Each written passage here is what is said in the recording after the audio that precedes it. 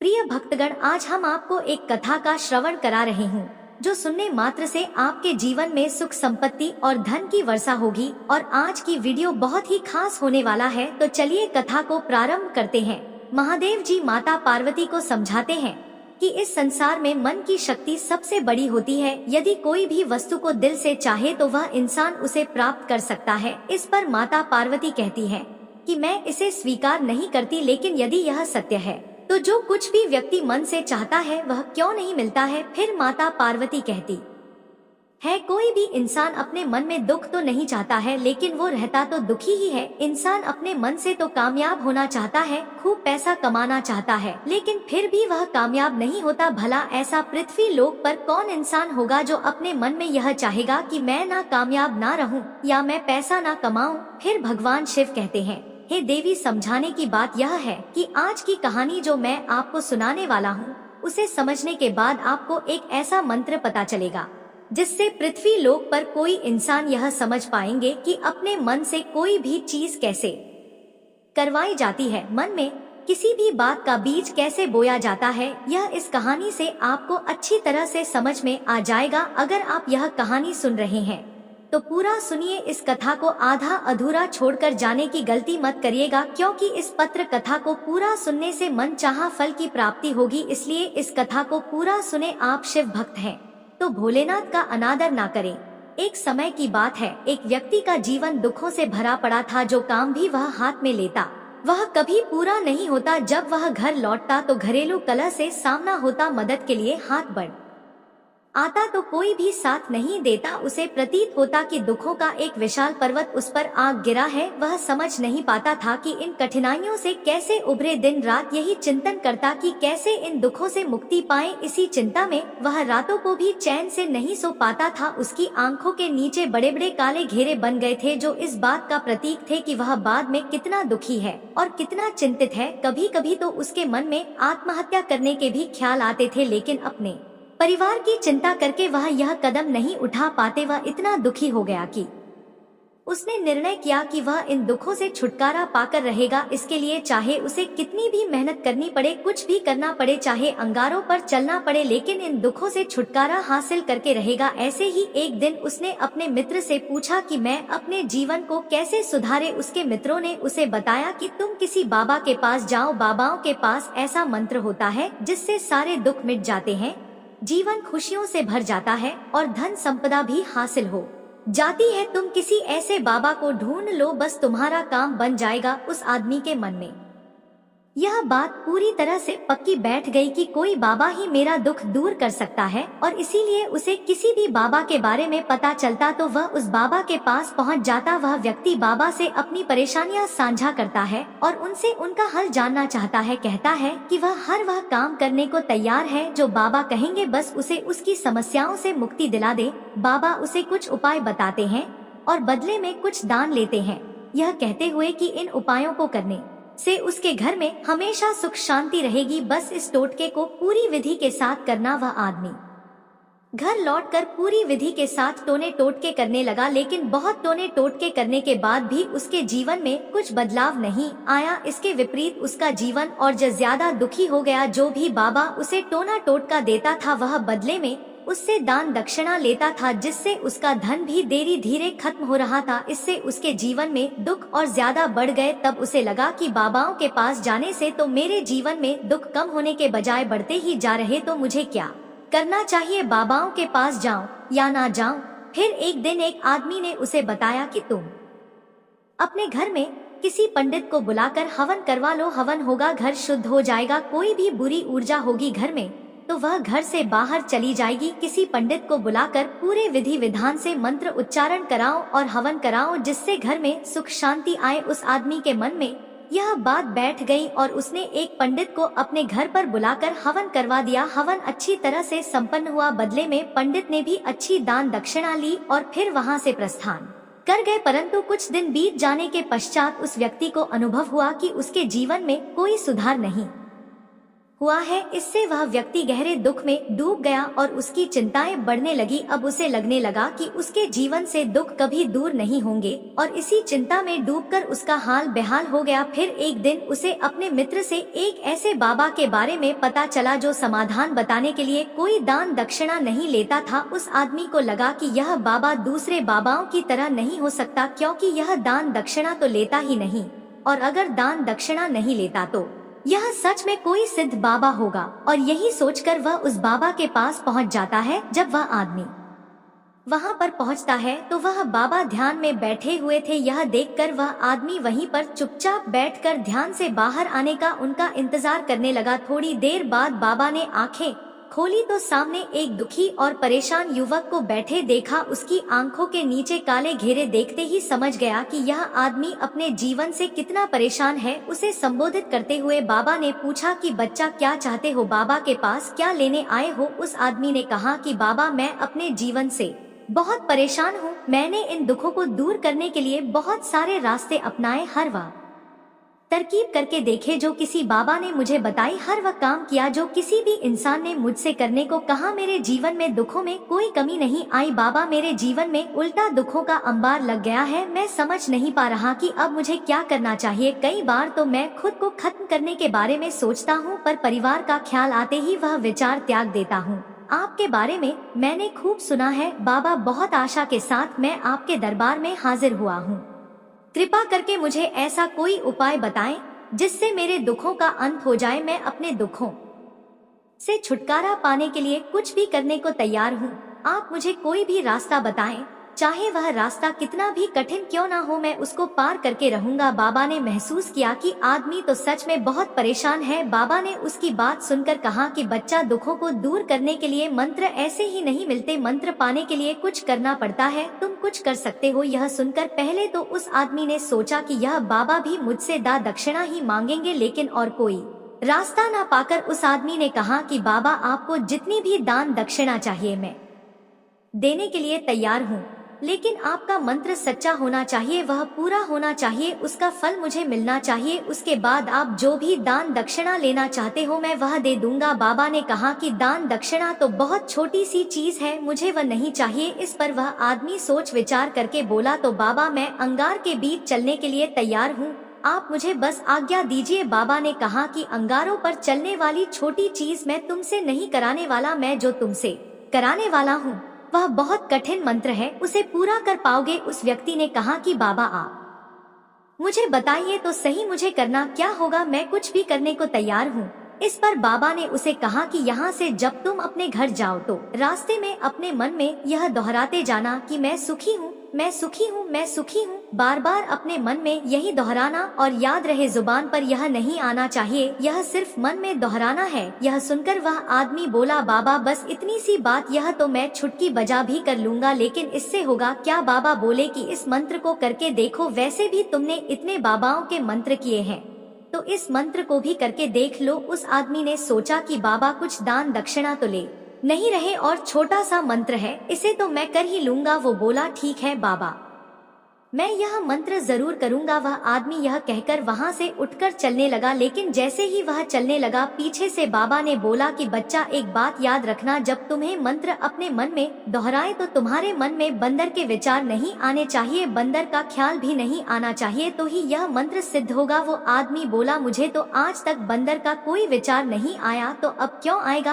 आप चिंता मत करिए बाबा, मैं बस मन में यही तो रहूंगा कि मैं सुखी हूँ, मैं सुखी हूँ, इसके अलावा बंदर का कोई विचार मेरे मन में नहीं आएगा। यह कहकर वह आदमी वहां से चल दिया। वह अपने मन में मैं सखी हूँ, मैं सुखी हूँ यह दोहराता हुआ थोड़ी दूर ही चला था कि उसके मन में अचानक बंदर का ख्याल आ गया। बंदर का ख्याल एक बार आया और चला भी गया, लेकिन उस आदमी ने सोचा कि आज तक तो मुझे बंदर का कोई विचार नहीं आया, यह आज बंदर का विचार क्यों आ गया? और ऐसे करके उसने उस बंदर के विचार को पकड़ लिया। वह यह भूल गया कि मुझे क्या मंत्र दोहराना है और वह बंदर के बारे में सोचने लगा। जब थोड़ी देर बाद उसे फिर से होश आया तो वह फिर से अपना वही मंत्र दोहराने लगा जो बाबा ने उसे बताया था, मैं सुखी हूँ, मैं सुखी हूँ, लेकिन अचानक से सामने एक बंदर दिखाई दिया और यह देखकर उसके मन में फिर से बंदर का विचार उठ गया और वह अपने अंदर से इस विचार को बाहर फेंकना चाहता था। वह चाहता था कि मेरे अंदर किसी भी तरह बंदर का विचार ना आए, लेकिन उसे तो सामने बंदर ही दिखाई दे गया। ऐसे ही जद्दोजहद करते करते वह घर पर पहुंचा और घर में पहुंचने के बाद अपनी पत्नी को कहा कि हे बंदरिया, मुझे खाने में बंदर परोस दो। और जब उसे एहसास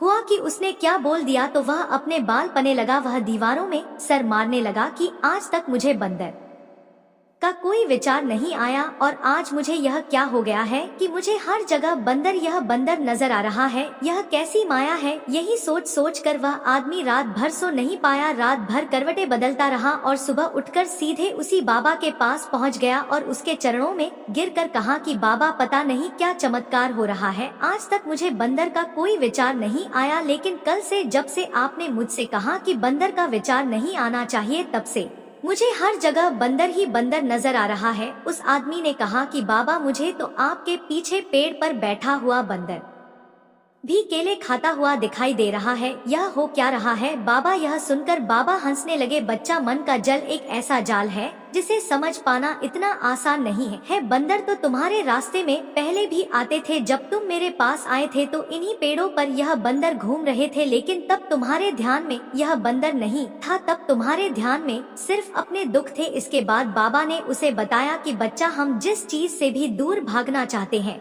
वही चीज हमारे मन में बहुत गहरे में प्रविष्ट हो जाती है। वह हमारे अंतर मन में समा जाती है। असल में हम जिस चीज से भी छुटकारा पाना चाहते हैं उससे छुटकारा इसीलिए पाना चाहते हैं कि वह हमारे साथ बहुत गहरे से जुड़ी हुई है, और हम जितना ही उसे छुटकारा पाना चाहते हैं वो उतनी ही गहरी हमारे मन में बैठती चली जाती है और आखिरकार वह हमारे अंतर्मन में छा जाती है। ऊपर से तो हम चाहते हैं सुखी होना कि मैं सुखी हूँ, मैं सुखी हूँ। हमारे होठ भी यही बोलते रहते हैं, लेकिन हमारे मन में दुख समाये होते हैं। हमारे विचारों में, हमारे मन में हमें दुख ही दुख दिखाई देते हैं।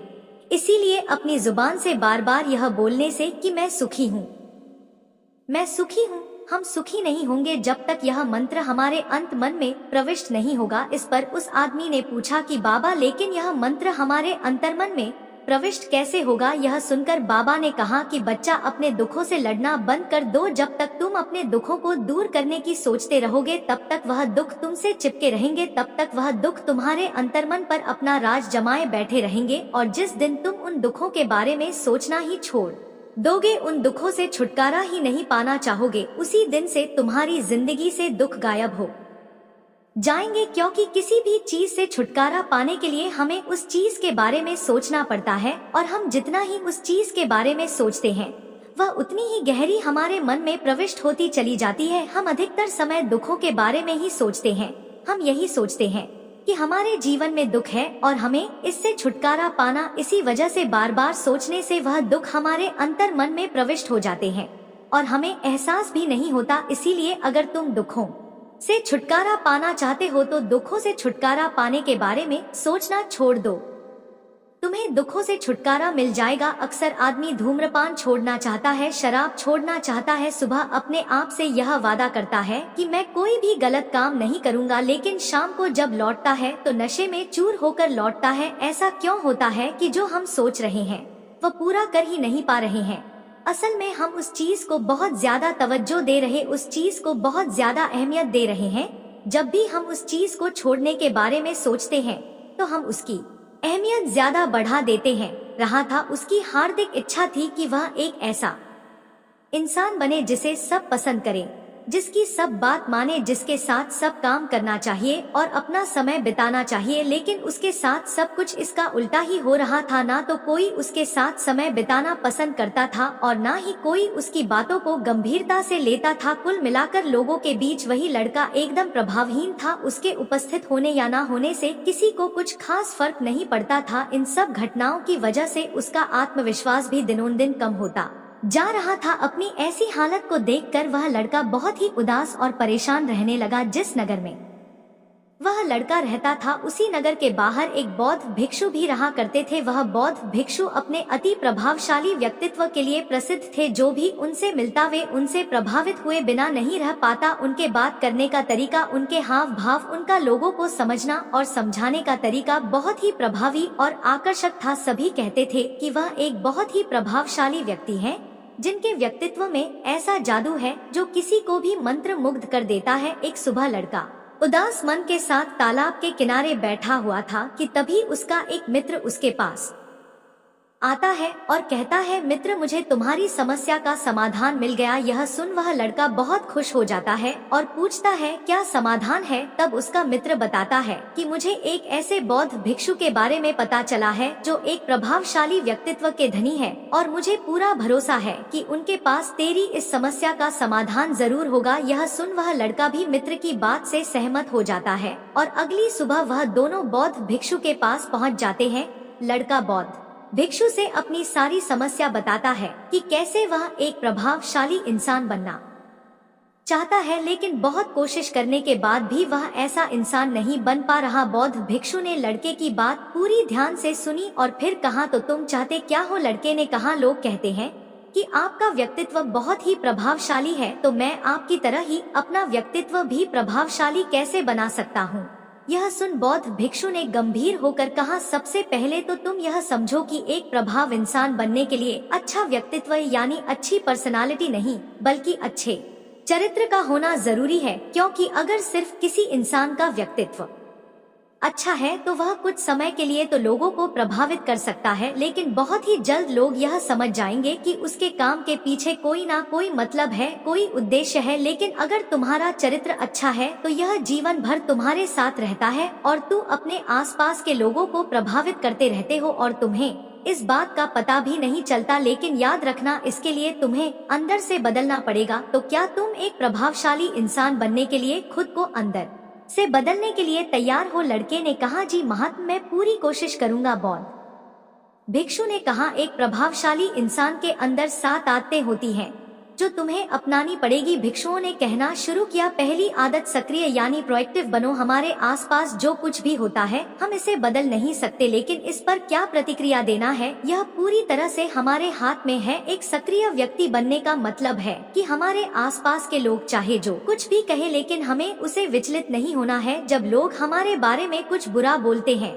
तो कमी हमारे अंदर नहीं बल्कि उनके अंदर होती है। वो जो भी नकारात्मक बात हमारे बारे में बोल रहे होते हैं उससे हमें उनके नकारात्मक नजरिए का पता चलता है तो वह खुश हो जाता है। अगर ऐसे व्यक्ति के साथ कुछ बुरा होता है तो वह खुद भी बुरा बन जाता है। अब तुम समझ गए होंगे कि प्रतिक्रियाशील व्यक्ति कभी भी एक प्रभावशाली व्यक्ति नहीं बन सकता है, क्योंकि उसका नियंत्रण दूसरे के हाथों में होता है। दूसरा व्यक्ति जब भी चाहे तो उसकी बुराई करके या उसको गुस्सा दिलाकर उसे परेशान कर सकता है, जबकि एक सक्रिय व्यक्ति का नियंत्रण पूरी तरह से उसके अपने हाथों में होता है। उसे कोई भी दुखी या परेशान नहीं कर सकता जब तक कि वह खुद ना चाहे। उसे कोई फर्क नहीं पड़ता कि सामने वाला उसके बारे में क्या बोलता है या क्या सोचता है। इसीलिए सक्रिय व्यक्ति एक प्रभावशाली व्यक्ति होता है। तो तुम्हें भी एक सक्रिय व्यक्ति बनना है, ना कि प्रतिक्रियाशील व्यक्ति। दूसरी आदत, अंत को ध्यान में रखकर शुरुआत करो। इसका मतलब है कि तुम जब भी कोई बड़ा लक्ष्य बनाओ तो तुम्हें स्पष्ट रूप से पता होना चाहिए कि तुम उस काम को क्यों कर रहे हो और उसे कैसे पूरा करना है। यानी कि हर काम की शुरुआत में ही तुम्हें उसे करने का कारण और काम को पूरा करने की योजना स्पष्ट रूप से पता होनी चाहिए। और एक बार जब तुमने अपने काम का क्यों और कैसे पता कर लिया तो फिर तुम्हारे रोज के छोटे छोटे काम और उसके परिणाम तुम्हारे लक्ष्य की तरफ होने चाहिए, तुम्हारी योजना से मेल खानी चाहिए। अगर तुम हर रोज वो नहीं कर रहे हो जो तुम्हारे लक्ष्य के लिए जरूरी है तो तुम कभी भी एक प्रभावशाली व्यक्ति ही बन सकती। जैसे कि अगर तुम्हें अपना वजन कम करने का लक्ष्य निर्धारित किया है और अगर तुम हर रोज मेहनत नहीं कर रही हो, पसीना नहीं बहा रहे हो, तो इसका मतलब है कि तुम्हारे रोज के काम तुम्हारे लक्ष्य और उसकी योजना से मेल नहीं खा रहे हैं। तुम्हारी कथनी और करनी में अंतर है और इस तरीके से लोग कभी भी तुमसे प्रभावित नहीं होंगी। इसीलिए अगर तुम एक प्रभावशाली व्यक्ति बनना चाहती हो तो तुम्हें तुम्हारे काम का कारण और उसे पूरा करने का तरीका स्पष्ट रूप से पता होना चाहिए और साथ ही तुम्हारे विचार और कर्म भी उसके साथ मेल खाने चाहिए, लेकिन अगर बहुत कोशिश करने के बाद भी आप अभी तक ये डिसाइड नहीं कर पा रहे कि आपको क्या करना है, कैसे करना है और क्यों करना है, तो इसका मतलब है कि आप पूरी क्लैरिटी के साथ अपने लक्ष्य और अपने काम के बारे में नहीं सोच पा रहे हैं।